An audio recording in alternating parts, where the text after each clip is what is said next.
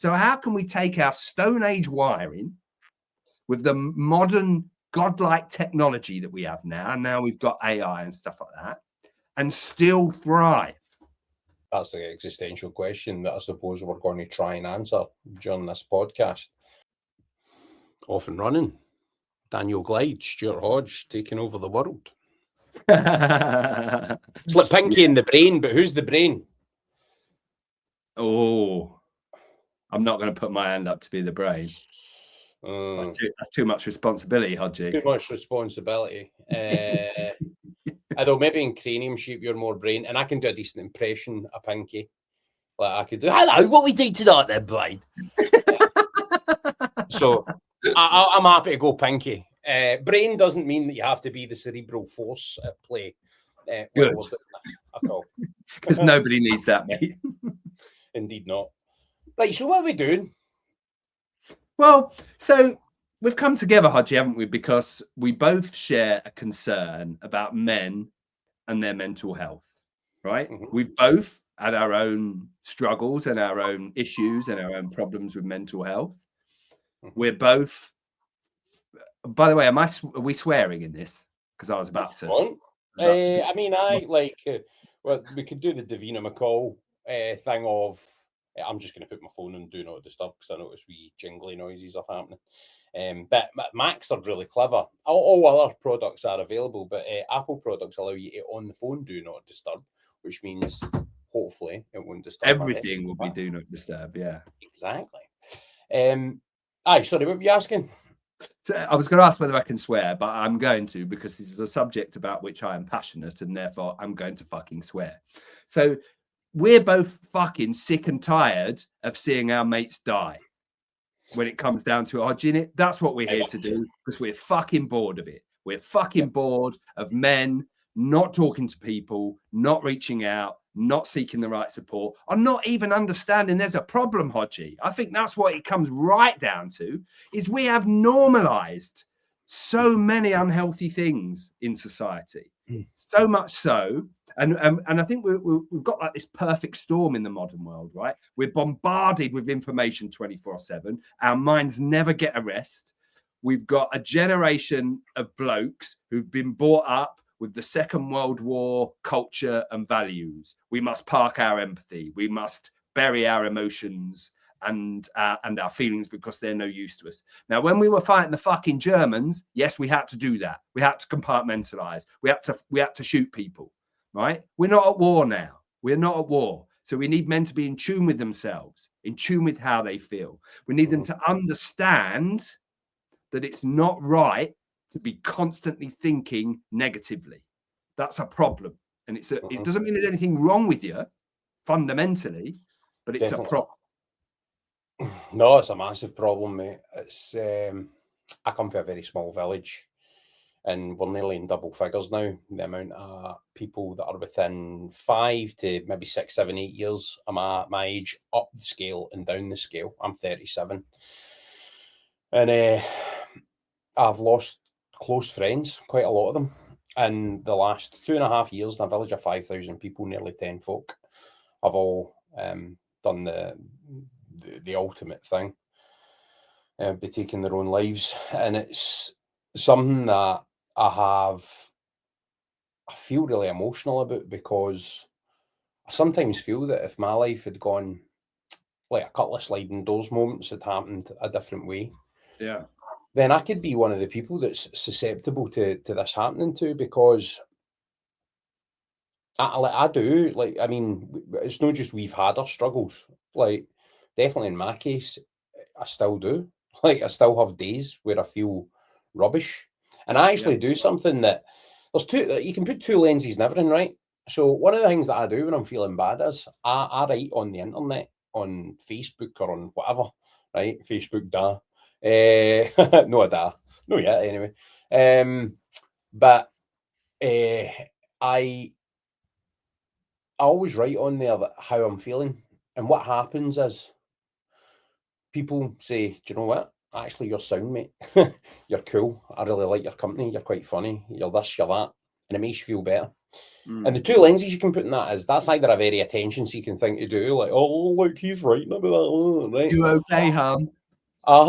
Or you can actually, I use a vehicle at my disposal to make myself feel better, to avoid going into an even deeper pit of whatever I'm in at that point in time. And I'm glad that I do that. But I think it's because I've got maybe a certain type of character that I do that. But other people don't. And one of the You're a communicator, Hodge, aren't you? So you're able to do that. You're able. Well, that's part of the reason we're doing this together, right? Is because you're a coach and a communicator. Like you've got both of those hats on, and it's a subject close to your heart, isn't it? Yeah. Aye. No. I'm inviting you to expand a bit on that because our listeners maybe don't know who you are. Yeah. Well, I mean, it is close to my heart because I burnt out a few years ago. I ran myself into the floor, Hodgie. I was trying to outrun my thoughts, the bad feelings. I was trying to escape them and avoid them as much as I can. And I used whatever I could lay my hands on to do it. I used to have a wonderful job. I worked for BBC Sport, Hodgie. I got paid to watch sport for a living. I need to, mate. It was fucking awesome.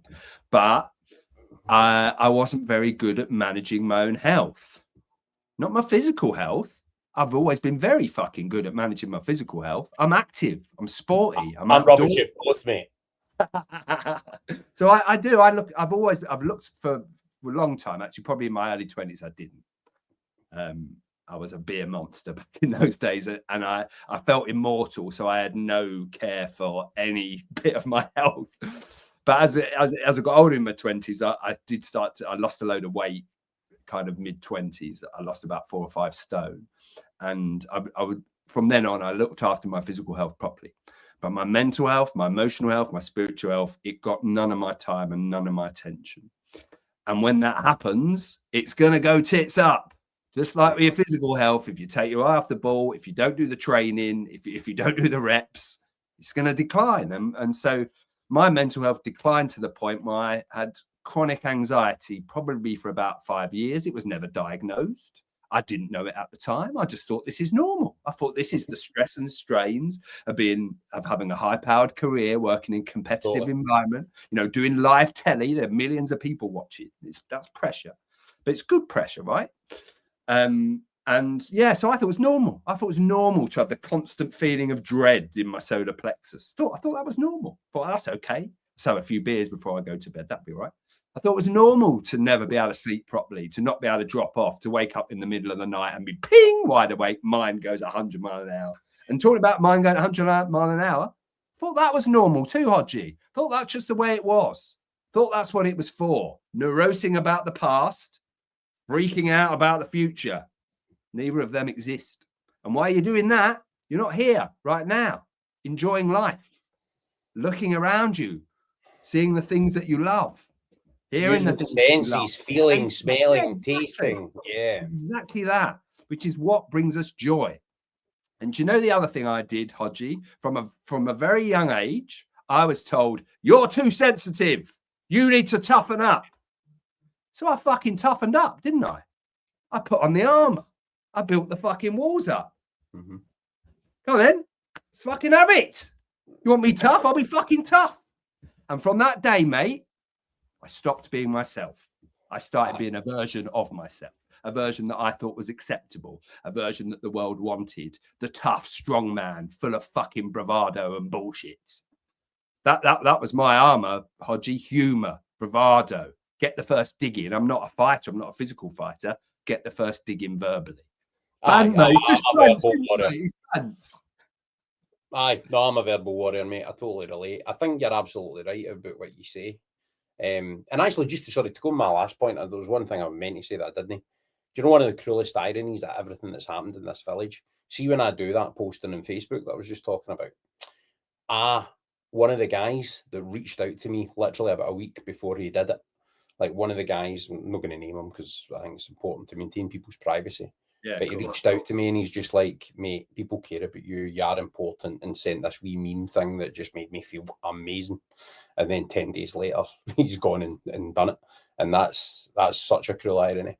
But I think you're right about armour. I think you're right about men always trying to be conditioned to be a version of themselves. To be a strong version of themselves, Hodgie, right? Aye. So never showing any weakness, never showing any vulnerability, never putting your hand up and going, do you know what? I'm fucking struggling here a bit. We're not allowed to do that. We've got to be strong. And not only strong for us, strong for all the people around us. Mm-hmm. I think that's it. But actually, like, being with my fiance, I've kind of learned that I've always been somebody that's been quite openly sensitive. And do you know what? At times, people have taken advantage of that. And at times, I've left myself extremely vulnerable as a result of that. But now that I'm older and I kind of know, and I'm a bit more canny about who I give that part of myself to, because you don't necessarily need to be naked all the time, right? No. You can be naked with people that you trust yourself to be naked. And this is the thing that does my head in, Hodgie, when you hear, oh, men should talk more, they need to open up more and all this stuff, right? Men talk fine. You and me, we could fucking talk for Britain. We talk and talk and talk and talk. It's talking about the right things with the right people at the right time. In the right way. In the right way. So we've got to create environments for men where they can talk openly and honestly. They're prepared to do it, Hodgie. I've sat with men. I've coached men. They've said things out loud to me they've never said in their fucking life before. I don't work with men in crisis. I work with men who want to be better.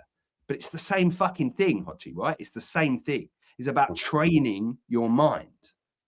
And if we don't do that, so what I tell everyone is your mind is like a puppy.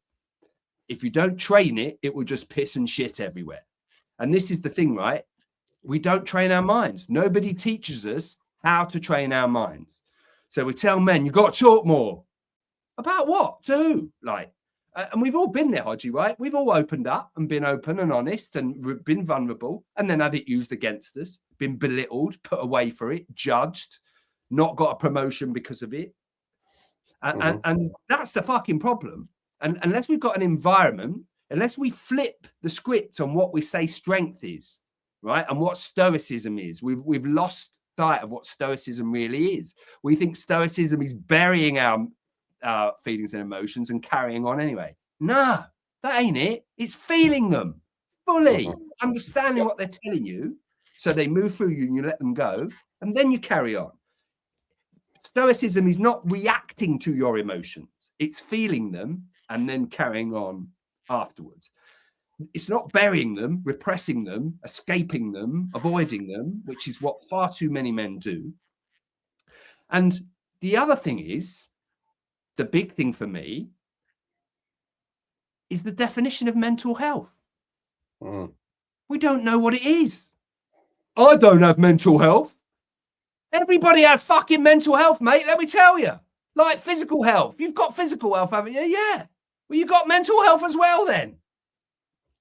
It's awareness, right? Like I feel that I'm quite deliberately aware of it now. I used to be someone that I surrendered to the ebb and flow of dopamine cycles, whatever I was in, right? Addiction, whether it was active addiction or passive addiction, whether it was things happening in my life to me. Because like one of the things I listened to the guy Alan Watts, who, if you've not encountered them, anybody listening to this, particularly if you're coming to it for the angle of trying to get something out of it that allows you to feel a bit better. Alan Watts is a guy, he teaches you that you're not someone that's angry, you're feeling anger, right? You're not someone that's sad, you're feeling sadness, right? Yeah, we are not our thoughts and feelings. We're not our thoughts and feelings. But if you appreciate that you are not that thing, it then allows you to surrender to that thing in a way and create space around it, Hodgie. I think that's the important thing. We can create, because we are the observer, we are the witness, we are the awareness. This is what we all need to remember, to keep things in perspective and to not take things seriously. So we can watch our thoughts come and go. We can observe our feelings. What am I feeling? That's a really good question to ask yourself, a really powerful question. Not how do I feel, because that will kick this in and you'll start thinking about it. What am I feeling? That gets you into your body. I'm feeling tired. I'm feeling excited. I'm feeling content. I'm feeling a bit sad today. Whatever it is, it's okay. But what am I feeling? That's a really good place to start. Awareness. And then just giving yourself that bit of space between you and your thoughts and feelings. Aye. And it allows you to feel them in a way, because the human experience, right? If everything was happy all the time, then like you would automatically recalibrate in your mind what happiness was. And then like the baseline would be higher, because like there was no sadness. You need happiness and sadness. You need yin and yang. You need balance in the universe, right? So that has to be part of what being human is. But that doesn't mean that you're doing something wrong if you're always trapped below that waterline in terms of whether you're happy or sad. And in terms of what I want to try and achieve with this, right, the reason for it's quite clear. There is a crisis in a way that, I mean, we hear about mental health crises. We hear about men's mental health crises. We hear about even a suicide epidemic among young men, right? I don't actually think that awareness is big a part of the problem as other things now. But I look at awareness as like, if you are aware of it, great. If you're not, you should be. But for me, the big thing here, and this is what I get emotional about, is every one of these people has felt that there's people that all knew personally to different levels and degrees, right? But they all thought there was nothing else that they could do, nowhere else to turn. No way of turning whatever it was, right? Whether that is an undiagnosed mental health condition, whether that is an addiction cycle that they're shamed for rather than given a bit of compassion for, whatever it might be, right? That is meaning that person is trapped here rather than here, right? Or even here, as life sometimes is, right? But that makes that person feel that they can't escape.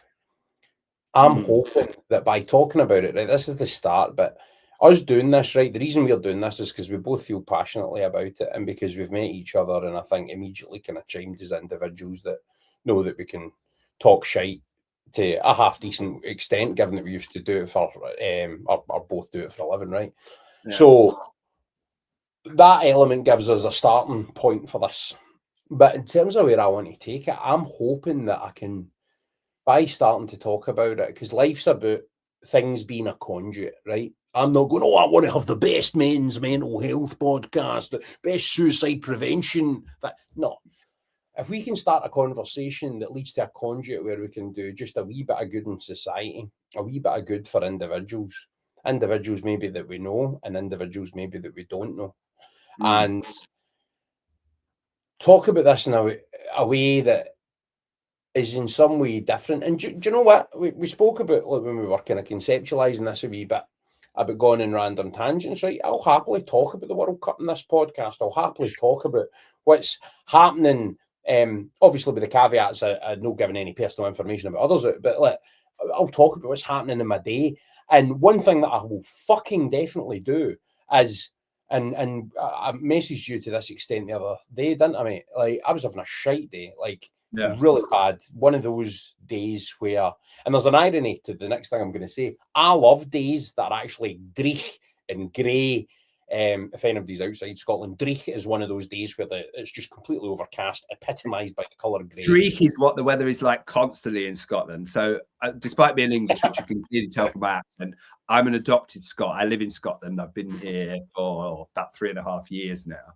And I'm sat in front of a window upstairs in my house, and most of the time when I look outside, it's dreich. Aye, totally. So, no, but days that you feel grey and dreich, right? And I know seasonal affective disorder's a thing, right? Feels that I actually quite like days that are actually grey and dreich, but when they're metaphorically grey, when metaphorically you feel like the clouds are closing in. As I say, I've not been scared to say on Facebook, I feel fucking shite, this is awful, blah, blah, blah, right? Yeah. And then it's like, this too shall pass, Hodgie, that's fine. But I feel that to take that to the next level, it's trying to do something that's not just serving me when I need it. But as part of that, more than serving you there, Hodgie. Sorry to interrupt, mate, but when you're sharing like that, other blokes will see themselves in you. Other blokes will realise it's okay, right? It's okay to not be okay. It's just not okay to stay there. Exactly. And so when you share something like that, because we don't normally as men, like if you and I met in the pub, perhaps you and I are a bad example because we're quite open books, but generally we'd talk football, we'd talk politics, we'd talk culture, we'd have a laugh, but we wouldn't genuinely ask each other about how we felt, what we're going through, what's going on at the moment for you, what you're finding challenging, what you're finding tough, what's working, what's not working. We don't have those conversations as men. We just don't. So we all think we're the only ones going through it. I know I did for years. I used to look around me when I had chronic anxiety and I had bouts of depression as well. I had days where I just couldn't get out of bed. Yeah. And eventually I'd down 4 fucking pints of Red Bull and get my arse in gear and get out to work. And I'd look at everyone else and think, well, he's all right. Look, he's got it all together. Or, you know, he's not struggling. It's just me. It's only me going through this. And then since I've now set up a men's community, Hodgie, I know that from the fucking CEO to the cleaner, we've all got our stuff. We're all going through some shit. They're all things that we find hard and we find challenging and that drag us down and get us down and sometimes keep us there. And it's okay to say that. It's, you know, the trouble is with chat around mental health is there's so much crap information out there. We even use the term incorrectly. We use mental health as if it means mental illness. It fucking doesn't. We've got to stop all this shit. We've got to stop the shame around it. We've got to stop thinking it's some kind of weakness, right? If we fall over and break our arm, we don't see that as a weakness. The other analogy I really like to use, because it rhymes as well, Hodgie, and I like things that rhyme, mental health and dental health, right? Dental health. What's dental health? The health of your teeth. So therefore, what's mental health? The health of your mind. That's what mental health means. It means your mind health. Now, what's your mind for? It's for thinking. So mental health means you have a problem with your thinking. There could be all sorts of reasons for that, but it's a problem with your thinking. It doesn't mean there's anything fundamentally wrong with you. It doesn't mean you're weak. Or, you know, all those negative stigmas and things that come with mental health. We've got to stop that. We've got to make talking about our mental health as normal as we do talking about our dental health. Oh, look, I've had a tooth out. I've gone to have a fill-in. I need a day off. I'm having a root canal. Nobody bats a fucking eyelid. We want a day off with our mental health. Oh, what's wrong with him? Oh, he's suffering. Oh, and the other thing, we think we're either mental health, and that's we're all normal, we're all good, or mental illness, like schizophrenia or OCD or something. Nah, that ain't it. There's a big lump of everybody else in between. And the same as all aspects of our health, they wax and wane, and you get out what you put in, right? So if we don't fundamentally understand mental health, health of our mind and our thinking, how on earth can we achieve mental fitness and mental strength? How do we practice that? Like we go to the gym or we go for a run or we eat the right things. We've got to do the same for all aspects of our health and especially our mental health, because there are so many things these days that are negative for our mental health. You know, social media, this constant fucking consumption, this always being on. This is bad for our mental health. Mm-hmm. It's never been a more challenging time for a human being to retain that sort of thing. Like when technology was less prevalent and less of an impacting factor in your life, then it's much easier to keep mental acuity, mental clarity, sharpness, all of these things.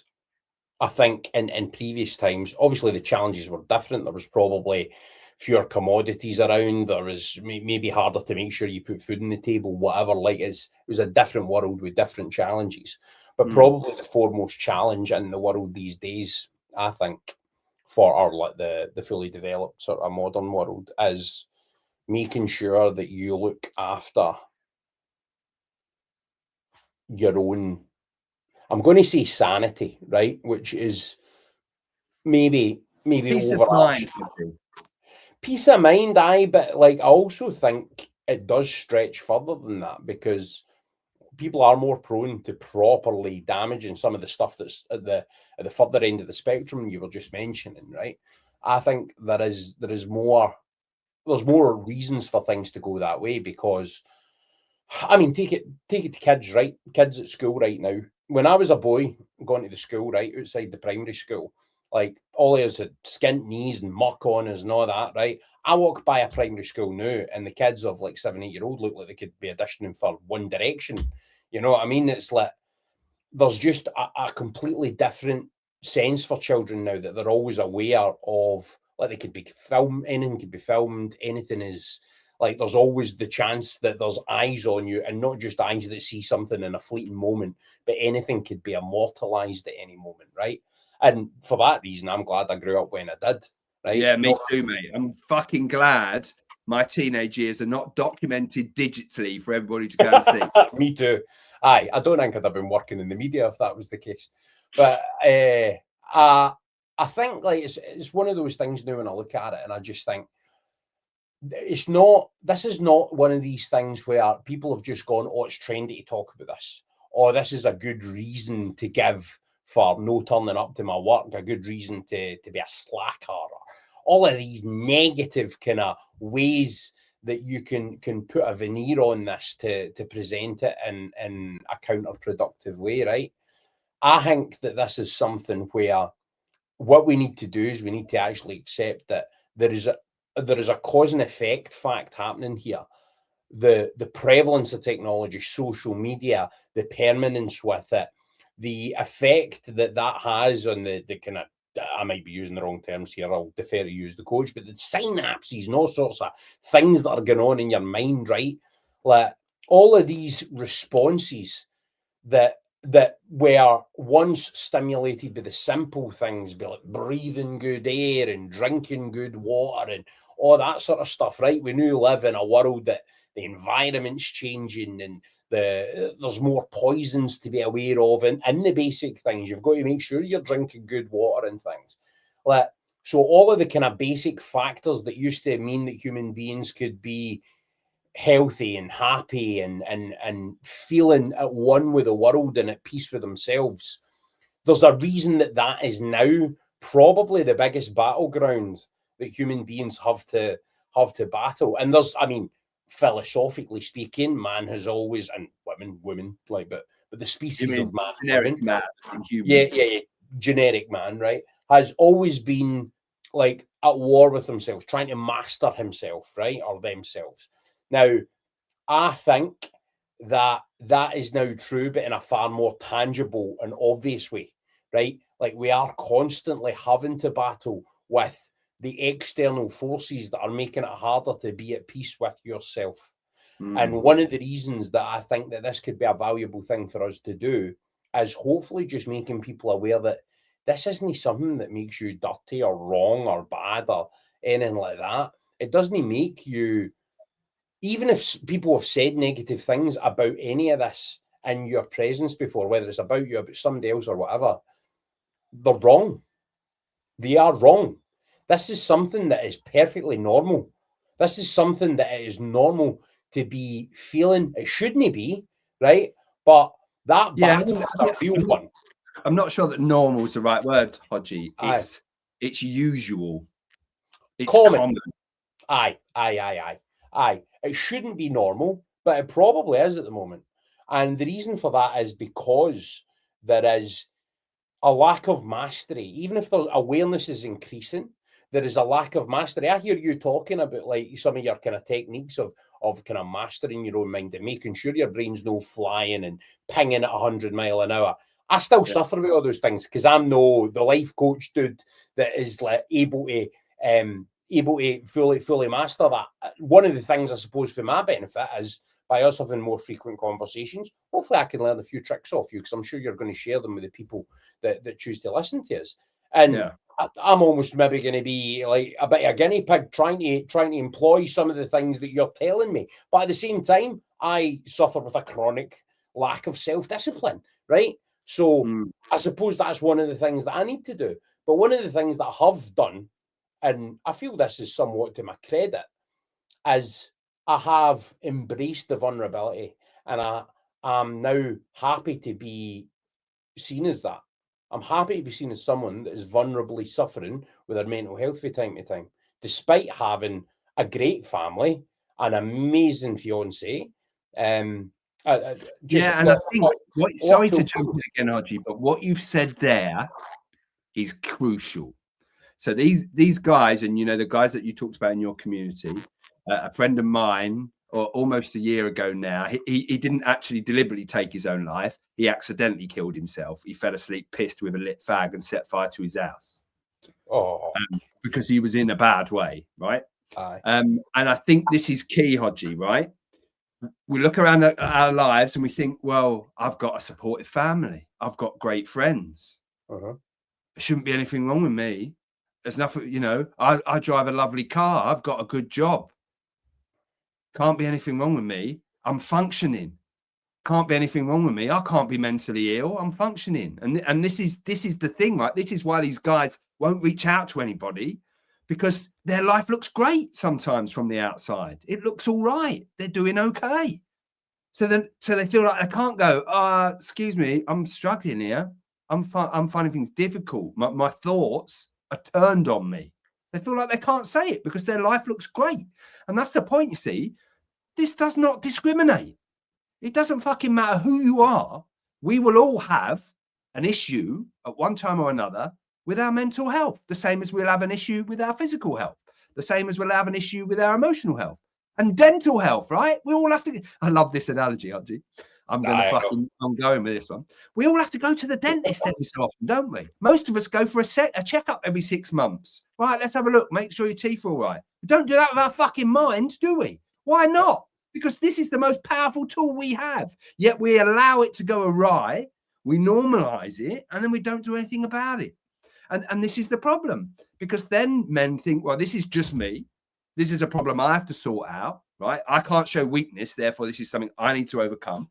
And actually, I can do it. And then what you talked about there, the modern world, we are not built for it.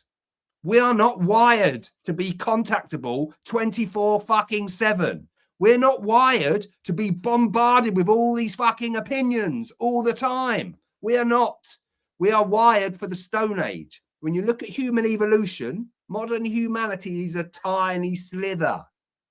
We are wired to be roaming the plains in tribes as secondary predators, not apex predators, secondary predators.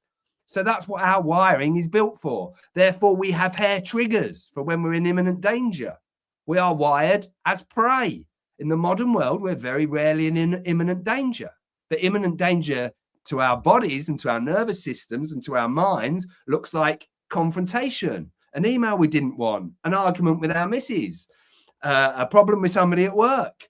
That kicks in our stress response. And the more we kick in our stress response, the more our nervous system believes that's the state we want to be in. And this is the problem, because we are wired to be cat food and bear food. We are no longer those things. We have got to understand how we are wired, and therefore how we can train ourselves to deal with the modern world, not only to manage and to cope, because we're not here to fucking manage and cope. We're here to thrive. So how can we take our Stone Age wiring with the modern godlike technology that we have now, and now we've got AI and stuff like that, and still thrive? That's the existential question that I suppose we're going to try and answer during this podcast. And I feel that it's quite important for anyone that is listening to this, that is coming from a place where they're feeling vulnerable right now. I want to actively invite people, probably set up an email address or something here, so that we can make sure that we're beginning to build a bit of a community. I know that you've done that in your own work, Dan. And I think as part of this, I think this would be different, Hodgie. I'm talking to a certain group of men in my community, and it's men who wish to thrive. It's men who want to be better. It's not men who are struggling. It's not men who are in crisis. I mean, it's the same training. It's the same mental training. It's the same, perspective that you need, an outlook that you need to have.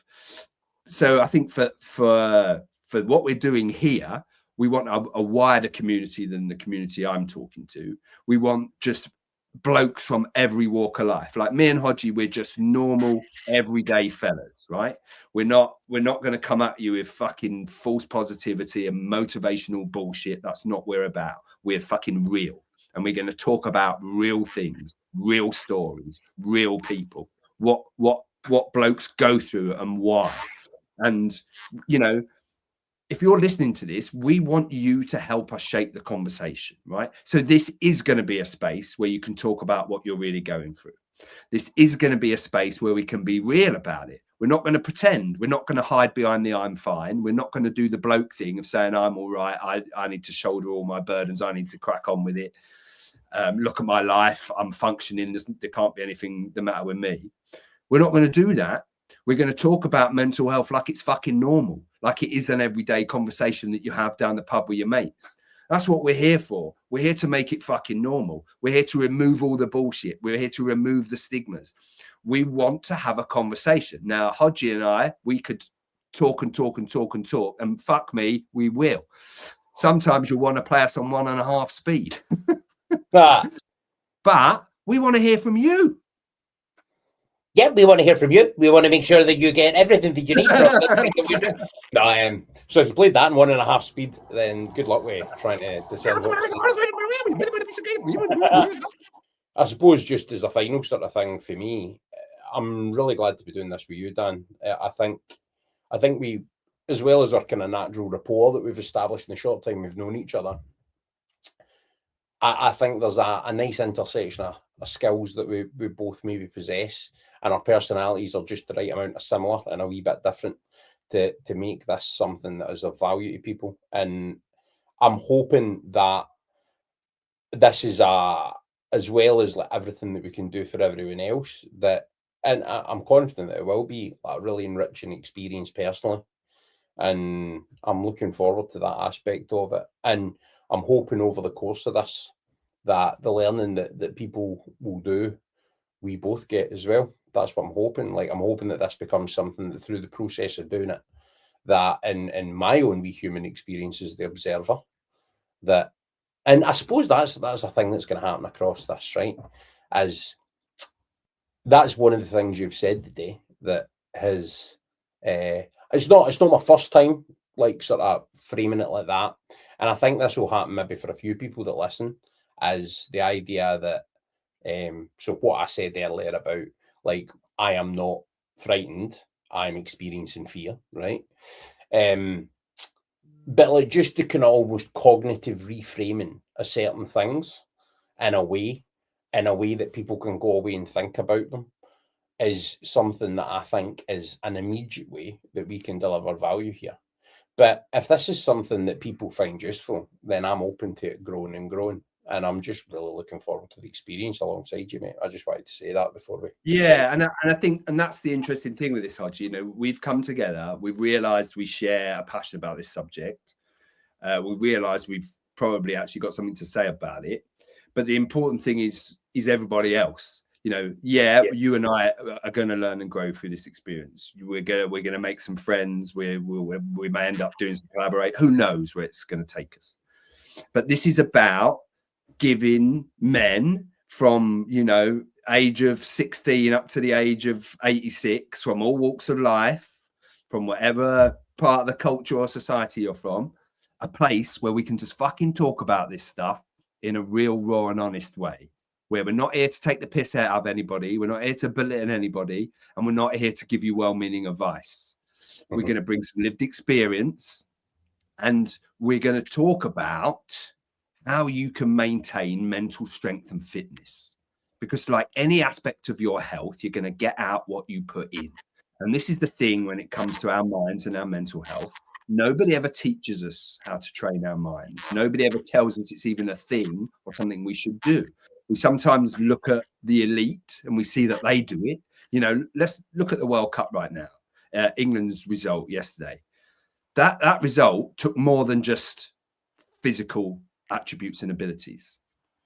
That result took the mind, took mental strength. Now, those guys on that football pitch, They'll have spent as much time training their minds as they have their bodies, because they are connected. They are one and the same thing. They are what makes us whole people. That and our spirit, that's the three parts of our being, right? We are human beings, by the way, not human doings, not human thinkings, not human havings, beings, right? So we've got to make time to be. And you know, the same as you were saying earlier on about making sure we're drinking good water, making sure we're eating good food. We've got to make sure we're getting good, deep, restorative sleep. That's the fucking cornerstone of every aspect of our health. That is when our body and our mind repairs itself. We've got to do that. And the same way as we're concerned about what goes in through our mouths, we've got to think about what goes in through every other sense as well. What are we feeding our minds? When we're fucking doom scrolling, we are not feeding our minds with good, healthy stuff. We're feeding it with emotional reactivity, with negativity, with death, disaster, destruction. We are not built to take in that amount of shit. We are just not built that way. We're supposed to be in small little tribes. And yeah, of course, good things happen, bad things happen, shit happens, people die, we lose stuff. That's the human experience. That's life. But unless we train our strength and our fitness, we're not going to be able to deal with these things in the best way possible. We will get out what we put in. So we have to be really aware of what we're feeding our minds, the same way as we're aware of what we're feeding our bodies. We've got to have an open mind. We've got to learn new things. We've got to feed it with good, positive things, right? You said earlier on, Hodge, I struggle with discipline. Now, the reason you struggle with discipline is because you have a problem with your self-worth. We all, somewhere along the line, are struggling with our self-worth, our self-esteem, our self-love, and our self-respect. We've got to build those things up, Hodgie. We've got to do things for ourselves. We've got to keep promises to ourselves. We've got to do things just for us. We've got to prioritize ourselves. When we get on an airplane and they do the old safety announcement, they'll tell you if cabin pressure drops, oxygen masks are going to drop from the roof of the plane. Put your oxygen mask on first. The same in life. Put your fucking oxygen mask on first. Because if you haven't got any oxygen, you're no fucking good to anyone, are you? Put yours on first, then sort your kids out, then sort the people around out that need you. Same in life. Got to prioritize your health, your needs, your relationship, your well-being. Otherwise, everything else goes to shit. And what's the point? Like, what is success if you've just sacrificed yourself and your health along the way?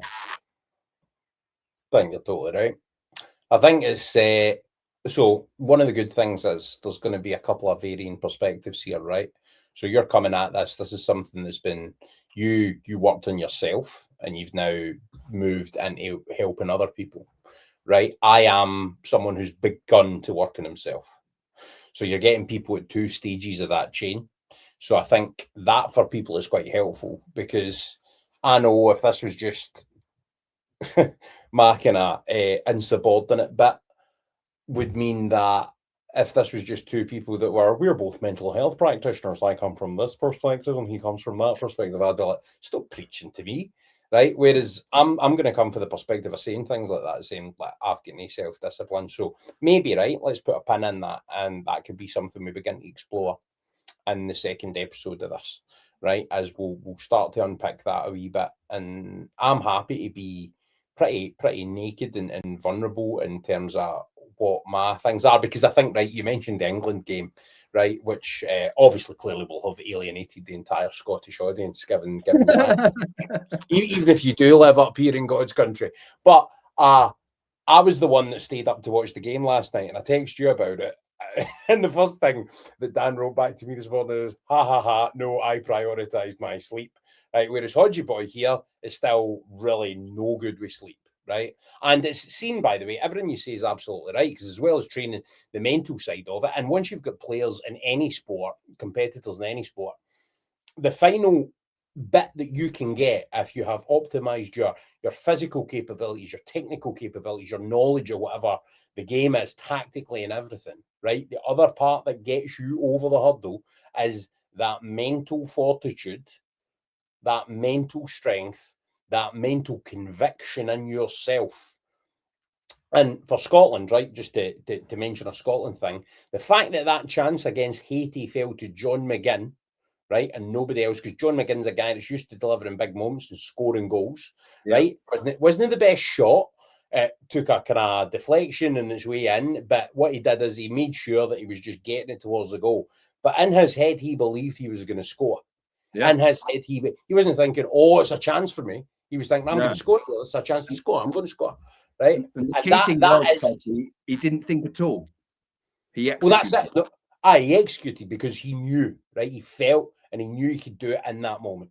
So I suppose that's one of the good things here is you're getting someone that's got the experience and conviction of doing that in yourself, Dan, and then you've got someone with the desire to be further along that road, or well, to continue to progress along that road, because I think it's important to know, say, I'm not happy where I am. I'm quite happy where I am. I think in my life, I'm finally at a point where I've got it my own way, which I think is part of the thing for every human being, is to get to the point that you feel that you're no longer making life harder for yourself. And for the most part, I'm not.